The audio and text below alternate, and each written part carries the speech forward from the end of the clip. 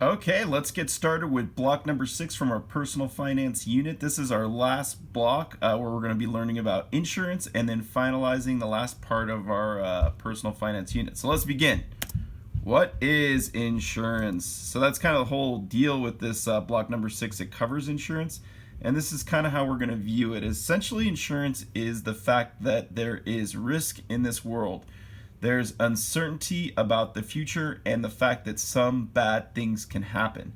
What insurance is, the best way I like to explain it, is we can't control when the bad things happen. However, if you do have insurance and the bad thing does happen, a company is going to pay you a big chunk of money that will make the bad thing not seem quite as bad.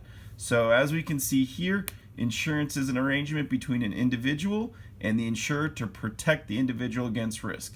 So basically, if the bad thing happens, this company is going to pay you money and take away some of the sting of the bad thing happening. Just a real basic example. If I'm driving in my brand new BMW and I'm super excited about it and it's all great, and then out of nowhere somebody slams into it and ruins it, I might be pretty upset. However, if my insurance company is going to pay to have it all fixed, or if their insurance company is going to pay to have it all fixed, then it's not quite as bad. So that's really what insurance is. It's what we would say gets rid of or takes care of some of the risk. The word you'll see come up is mitigating risk, and that's what that word mitigate means, or mitigation is decreasing the bad thing. All right, so let's jump into some of the information about why it's important to have insurance. So it can help limit financial losses, helps you prepare for the unexpected things that happen, and really should be a part of almost any management plan, because again, these bad things are going to happen and you have to take into account, or it could ruin your whole budget. And that's kind of what the whole point of this unit is all about. All right, so what is an insurance policy? An insurance policy is basically where you go to a company and you're like, hey, will you give me insurance? If you do this, you're what's going to be known as a policy holder. If you do end up getting an insurance policy, you are going to have to pay a monthly amount for that policy, and that's known as your premium. And not only that, if the bad thing does happen, a lot of insurance does have you pay a super tiny extra fee known as a deductible. And this is paid to your insurance company whenever the bad thing happens. It's a small amount. It's nothing like the big one. So if my BMW gets wrecked and the cost, let's say $25,000 to fix it, the insurance company is going to pay most of it. You might just have to pitch in maybe like $500 in addition to the total amount to get fixed. All right, so types of insurance. Before we go any further, if you look at our first question here, what is the purpose of insurance? Would you buy insurance? Why or why not? You should have enough information to be able to answer that based on what we just did. So please take a minute to say what your answer. The purpose of insurance is. The purpose of insurance is, and then finish your answer. Would you buy insurance? And then why or why not? Make sure you answer that one. All right. So now let's take a look at the 5 different types of insurance. You'll see that they're listed here, but you'll also see that they're listed here. So I'm going to go through and explain each of these, and then we're going to kind of jot down how much that could cost depending on if you want that kind of insurance or not. So let's just look at 2. Well, let's look at all 5. Here we go. You've got automobile insurance, health insurance, life insurance, disability insurance, and homeowners and renters insurance. There are 2 insurances that are technically required by the law. The first is automobile insurance. If you're driving a car, you have to get this, otherwise you can get fined and get in trouble. Same thing with health insurance. Under President Obama, the Affordable Health Care Act was passed, and this essentially required all Americans to get health insurance. Now, since President Trump has been in office, he's worked to kind of take a little bit of that away. For example, you're still under Obamacare required to have insurance. However, if you didn't get insurance, you'd have to pay a fine. But what Trump and his administration did is they canceled that fine. So it's kind of weird. It's like you're required to have insurance, but if you don't get it, there's no real fine if you don't get it. So it's kind of like required by law, but then if you don't do it, there's no real consequence. Now we'll see where that goes in the future. The next president after Trump might decide to put that penalty back in, or the next president after Trump might decide to get rid of that altogether or keep it how it is now. All right, so let's look at our first type of insurance, automobile insurance. So, how I'm going to say this is basically, to make it easy, there's two main kinds of insurance that you can get for automobile, and I'm going to write it down right here. The first kind is liability, and I'll talk about it briefly, and then we'll write more. So what liability insurance is essentially I pay for it, and let's just say I have a BMW and I'm driving down the street and I have liability insurance. What this does is if I accidentally swerve off the road because a bunny jumps in front of me and I run my car into somebody else's car, my liability insurance will pay to fix their damaged car. Now, since it was my fault that I swerved into them, liability insurance will not cover my car. So my insurance will pay to have theirs fixed, but my BMW is going to be all wrecked and messed up. That's the core of what liability is. So what am I going to write here for the description? Liability is basically will fix their car.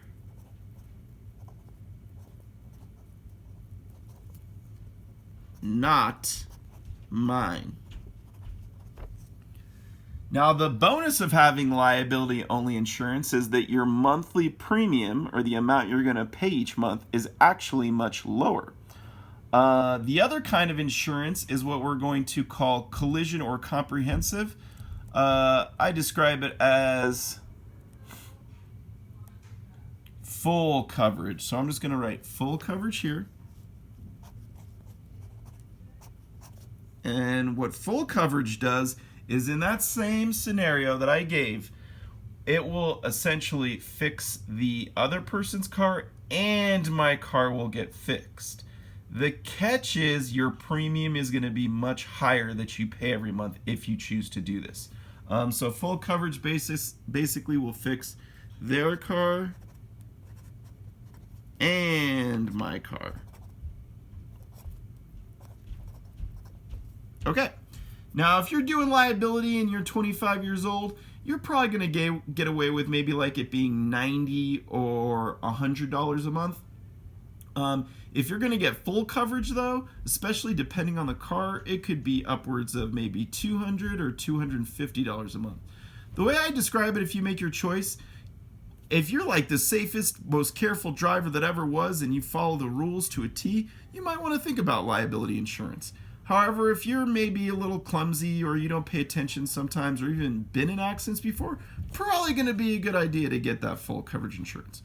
So let's say that I just stick with liability insurance just for my budget, because I know if I'm looking back how much money I have left, I know I have $754 left in my budget. Maybe I'm just going to do liability insurance, and let's just say my monthly premium is going to be $100 a month. Okay, so that's pretty much the core of insurance. Feel free to look through the rest of this PowerPoint if you want some of the more details. Next up is health insurance. So health insurance basically covers you if you're injured or you have an illness or something long-term happens to you medically speaking, and it will help to pay for this. So what we're going to put here for health insurance is basically if you're hurt or injured,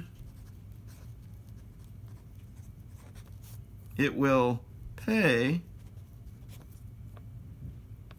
basically to get you fixed. So if you break your arm, it's going to pay to have your arm healed. Or let's say you're diagnosed with cancer, it's going to help pay to get those treatments to get rid of your cancer for, let's say, your chemotherapy and radiation payments. And holy cow, talk about if you don't have insurance, those costs going up quickly. If you ever learned about how much it costs to be in the hospital, especially if you're getting treated for cancer and you're staying there overnight, your medical bills can go upwards of 100,000 up into the millions. So this is where health insurance can really be helpful, because when your medical bills start to skyrocket, your insurance can be there to help you out. Now, if you're a healthy young 25-year-old, you could probably get away with having an insurance policy that's about $100 a month. All right, moving on. And this is some of the other details you can get. If you work for an employer, there's a chance they might offer health insurance. If not, you can also get it on your own. And if you do, you can go to healthcare.gov and do some research into the different plans that they have. All right. Now we are going to get into, it kind of skips around, but we're going to get into life insurance and then bop back to homeowners. So with life insurance, when you're 25 years old, the best way I like to explain this is you don't need life insurance unless if you die, somebody is going to be in big trouble because they don't have enough money to pay for something. So for like myself, if I have life insurance and something happens to me, that means my daughters will be getting paid a lot of money because basically I won't be able to be around to provide money for them because I won't be working anymore. So what life insurance is, a quick way to explain it, is if you die, someone, whoever you name in your life insurance policy, a lot of times it could be like a dependent, a person will get money. Now, the chance that you're going to die is like super slim, so insurance companies can offer you a pretty cheap policy. For example, if you're going to do, let's say, $20 a month, this in theory could get you around $250,000 that you get paid if you did die. And by you, I don't mean you because you're dead. I mean whoever the person you named is the person getting the money. So right now, I'll give you an example. If I pay $20 a month for my premium for my life insurance, that means my kids will get basically $250,000. And if you double it to $40 a month, they get $500,000. And you can kind of use that to see how much money is you want to have left over. For all intents and purposes, if you're young and healthy and you have no dependents, I would not get life insurance. So for most of you guys, you might want to put a 0 there. All right, next up. Oh, this is a fun little quiz. What covers the risk? While you're driving, you hit and injure a pedestrian in this crosswalk. This would be automobile insurance. After losing her husband to a heart attack, a wife is left alone to care for her 2 children. This would be life insurance. You need a cast after breaking an ankle while rollerblading. This would be health insurance. All right, next up. Disability insurance is right here. What disability insurance does is if you're injured, disability insurance will pay for whatever your earnings would have been. So let's just say, like, for example, I'm a teacher. I need to be able to see and hear to do my job. But let's say that all of a sudden I'm going down, and I don't know, I'm skiing, and then I run into a tree, and I lose my vision and my hearing. Probably not going to be able to do any teaching any longer. And so what disability insurance would do is it would pay my yearly salary, again, to whoever I would want that money to go to, including myself or others. So for disability, this is basically if you get hurt,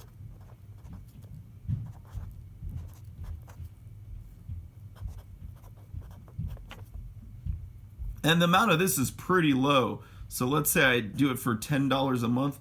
That most likely would cover the amount of what my yearly salary would be. And you can kind of see different insurance companies would have different rates with how much they pay you for your salary. But the core is that you don't have to worry because you know that if you do ever get injured, that your disability insurance will give you a wage for life, basically. Now, the price is really low because the chances of this going to happen to you, again, are extremely, extremely low. All right, moving right along. Oh yeah, here we go. So this is kind of some more of the details about disability insurance.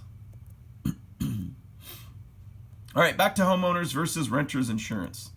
All right. So the way I explain homeowners insurance is if you do buy a house, your homeowners insurance is going to cover it just in case either you get robbed and all the stuff gets stolen from your house, or if you like something happens to your house, like it gets set on fire accidentally and your house burns to the ground, your homeowner's insurance is going to pay for this. Now, this is a little bit more expensive of insurance because let's say your house does burn to the ground and your house costs $300,000. Holy cow, that's your insurance company having to pay that much money, $300,000, to be able to pay to replace your house. So that's why your monthly, quote, premium is going to be higher. I'm going to talk about each of these and then I'll write over. Actually, you know what? Why don't I just write down homeowners insurance right now? So what is homeowners insurance? It basically will cover if house burns down,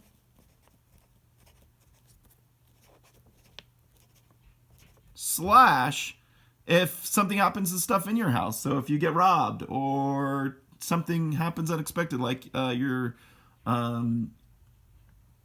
the fire like destroys everything inside the house, it's going to pay for all the stuff inside your house. So if your house burns down, slash let's say if something is stolen.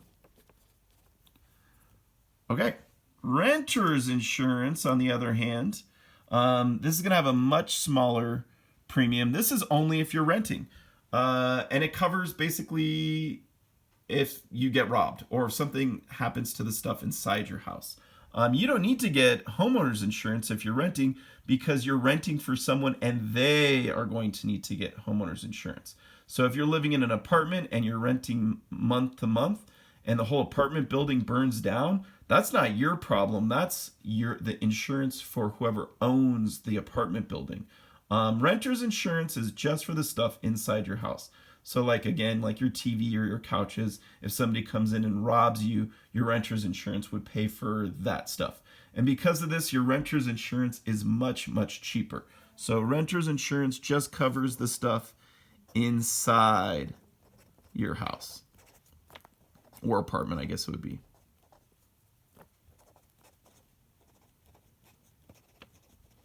And the perk of renter's insurance is much cheaper. I decided to rent for this scenario, so I'm going to have a smaller amount. If you have renter's insurance, man, I would say that you maybe would pay like $20 a month or $25 a month. It's not going to be a whole lot. If you do have homeowner's insurance, you can expect to pay higher premiums, closer to maybe $100 a month, just so you know. All right. So that's pretty much it. I want to say there's another little quiz here. Let's see if we can pass it. Your rented apartment is broken into and your computer is stolen. This would be your renter's insurance. You're injured in an automobile accident and unable to work for 2 months. This would be disability. Your garage was destroyed by a fire which started by a lightning bolt hitting your home. Homeowners. While driving, you have brake failure, you hit a telephone pole and cause damage to the front of the car. Automobile. While driving to the mall, you are pulled over and receive a speeding ticket. Nothing. There's no insurance for that. All right. So now let's add this up. Here we go. I'm going to pull out my trusty calculator. I've got $100 plus $100 plus $20 plus $20 plus $10 equals, let's look, $260. Okay, now it's time to finalize this puppy. So if I had $754, my box number 33, I'm going to write that right here, 754. I then have my 260 right here, and now I'm going to subtract them. So 260, oh, let me start this over. So I have 754 minus 260 equals $494. $494. That is how much I have left over in my personal budget, and this is what I want you to do after that. I want you to come back to your investments. And I want you to remember we talked about over here with your IRA. If I have an extra $200, I'm strongly going to urge you to put some of your money there. And then I want you to put the rest either in a money market or a bond so that your money can make money. And I'm going to write that right here. So, did you encounter any surprise in your budget? If you have a negative number, describe what cuts to make it in your balance. If you have money left over, describe where you will invest your money. Again, the hint, go back to block 2. So I have money left over, so I'm going to put 200 in my IRA account. And then I'm going to put the rest in a money market account. I'm going to play it safe. Plus, I want to have access to my money pretty quickly. Now, if you are negative here, if this is a negative number, you don't need to go back and mess with your budget, but I do want you to write down and tell me what are you going to go back and cut, and be specific. Last but not least, you just need to fill out a summary. What did you learn from this unit? And then you're done. That concludes our personal finance unit. Hopefully you have a better feeling of how much it costs to be an adult in the real world, and where you can expect to send your money. And hopefully you're ending up in the positive, because that's the whole point of this unit. Good luck and thanks for watching the video. Bye!